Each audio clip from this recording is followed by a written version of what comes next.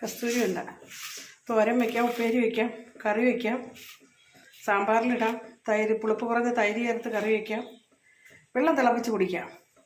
ഇതിൻ്റെ വിത്ത് ഉണക്കി പൊടിച്ച് തേനിൽ ചാലിച്ച് കഴിക്കാം. സമൂലം മരുന്നാണ്. കഷായം ഉണ്ടാക്കാം സമൂലം എടുത്തിട്ട്. ഒരുപാട് ഗുണങ്ങളുള്ളതാണ് കസ്തൂരി വെണ്ട.